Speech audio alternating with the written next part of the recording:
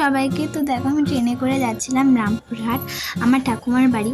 আর আগের দিনকে পৌঁছার মানে কোনো ভিডিও করা হয়নি, এতটাই ক্লান্ত হয়ে পড়েছিলাম। তো সকালবেলা উঠে আমি ব্রেকফাস্ট করে নিয়ে ফোন দেখছিলাম, তারপরে মনে হলো যে একটা ভিডিও করি।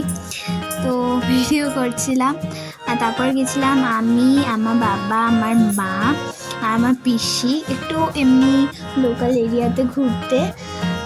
তো দেখো ওখানে যাচ্ছিলাম, তারপর আমি বললাম যে একটা ভিডিও করি, নিয়ে বাবা বলছিল কি হাই, দেন তারপরে আমরা ছবি তুলছিলাম।